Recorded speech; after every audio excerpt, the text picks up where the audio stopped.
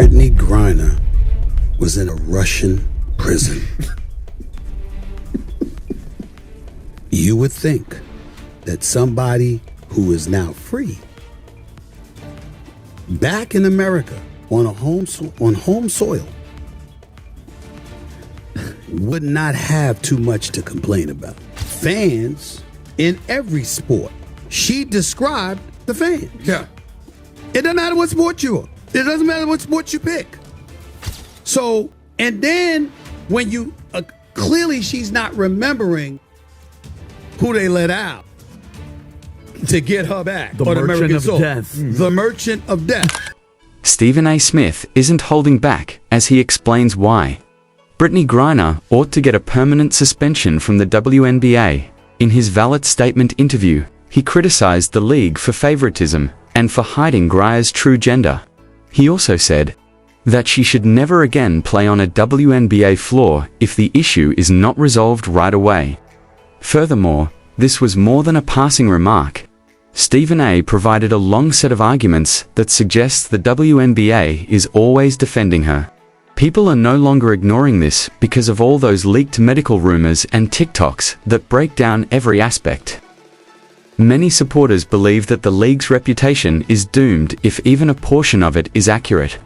This isn't only about Griner. According to Stephen A., the question is whether the WNBA can make it through this, and the initial justification for his belief that she ought to be prohibited. Yes, it's the one with which no one can disagree. The first explanation is straightforward. Brittney has an inherent edge that no other player can match if, as the reports suggest, she was born male.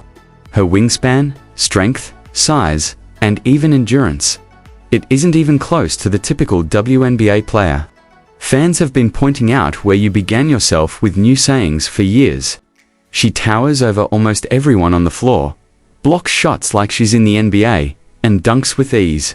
Simply see this video. It's Griner for the dunk, and that's what the sellout crowd was waiting for. Zargon finding Griner! Slam dunk. As Griner comes up with a steal and maybe a little showtime. It's not your typical highlight. This is the reason why people keep claiming that she doesn't belong in a women's league. If the league continues to overlook this, then what good is it to call it such?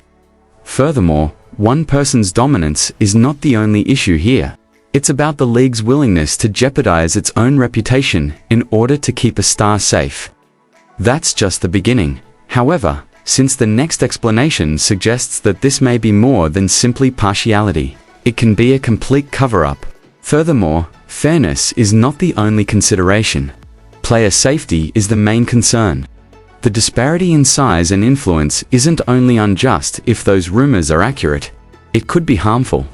Going up against someone with that type of physical advantage might cause catastrophic injuries to other players, particularly because she is already allowed to play more forcefully by her representatives due to her stardom.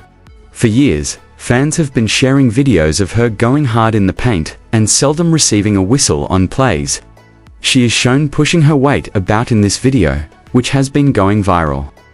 While other players are not even given a foul call. 16 turnovers is what they average their last. BG staying with it. Jump ball is called. Seems like the league is endangering player safety in order to retain one name on the floor, especially when you factor in the gender question. And if that is really the case, the following explanation demonstrates why the league, just its supporters, could lose everything. Fans lose faith in the league as it continues to ignore the problem. People are questioning if the WNBA is only safeguarding its revenue stream or whether it is really conducting a fair competition. Nothing is more harmful for a league that is already struggling to increase its viewership than people believing that the games are rigged. Fans are also not keeping quiet about it. You watch women's sports? It's boring, respectfully. Okay. If I watch women's, because they're not, like, when you watch men's basketball, like, they driving it to the hoop, they dunk it, boom, it's all, like, so much energy. I feel like it's just layups. It's just a bunch of layups. Everything else falls apart, including the ratings, sponsorships, and even the allegiance of other players, when spectators lose faith in what they see. And because they are simply making matters worse, That is when the double standards enter the picture. For far less, other athletes have received suspensions, fines, or even bans. Contracts have been terminated for players due to tweets, high testosterone, and even small off-court turmoil. You're telling me this is the end of Angel Reese as we know it? As she has just been suspended from the entire WNBA season after what she was just caught doing in her most recent game today. I mean, y'all gotta see. Griner, meanwhile, is constantly protected. No public testing, no suspension for her previous arrest, and no formal statement on the disclosures. It screams partiality to supporters. Furthermore, her silence simply serves to worsen the situation when the league refuses to level the playing field. She hasn't responded to the released papers in weeks. She hasn't asked the league to expunge her record. And the rumors grow every day she remains silent. Reddit and TikTok are rife with the same queries. Why not prove it if you have nothing to hide? People tend to assume the worst the longer it goes on. And as the rumors become louder, the league's funding source is beginning to leave. Controversy is disliked by brands.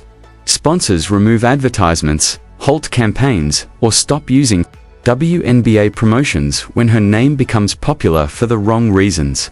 Big names are already avoiding the possibility of getting drawn into the problem in a discreet manner. It's more than just a public relations problem when that money runs out. The league cannot make it on ticket sales alone. Teams lose money, and players lose wages. And the money's fragility is already being questioned. Such as this, TikTok highlighting how the WNBA would not even exist without companies like Kim Kardashian's Skims. That Kim Kardashian's label Skims is the official underwear label for not only the NBA, but the WNBA and the U.S. basketball team. The NCAA, FIFA, and the Olympics all have stringent rules. Birth documents, testosterone levels, and gender verification. You don't compete if you don't satisfy the requirements. For a period, the WNBA remains silent in the meantime. No explicit testing, no policy statements, nothing. It gives the impression that they are amateurs defending a favorite in contrast to other leagues.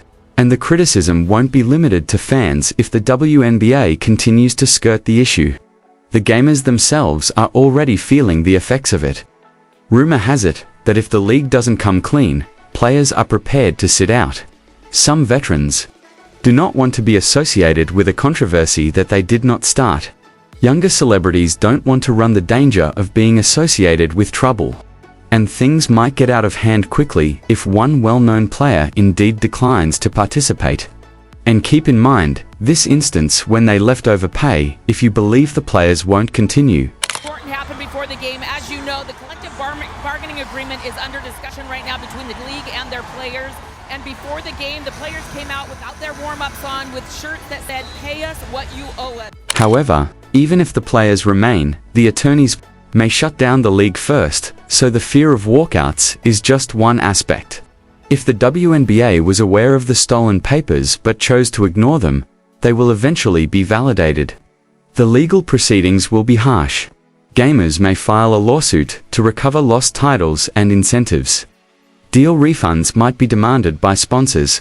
Class action lawsuits for deceptive advertising might even be filed by fans. And before the league has a chance to recover, each of those lawsuits might deplete it. And that's before you even take into account the future star of the league. Because the WNBA may not have a future at all if she leaves because of this issue. At the moment, Caitlin Clark is the league's lifeline. She is being tracked via ratings, sponsorships, and new fans. However, every Griner controversy detracts from the player the league really needs. Advertisers and networks want Caitlin to be the face of the new age. According to insiders, Caitlin could start to wonder whether this league is really worth it. If Griner is kept on board at this stage, the WNBA's future is likely to follow Caitlin if she ever walks, which raises the stakes to their highest level yet.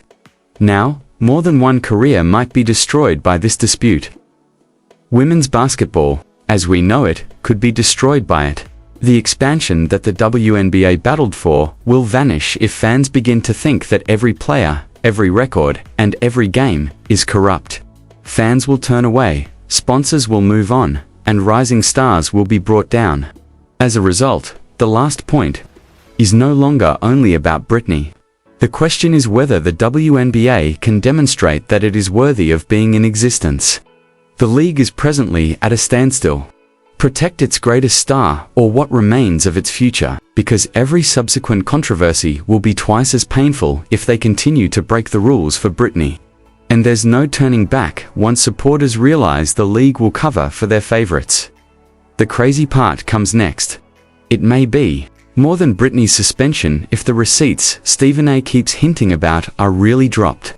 Perhaps the WNBA itself will not survive until the conclusion of the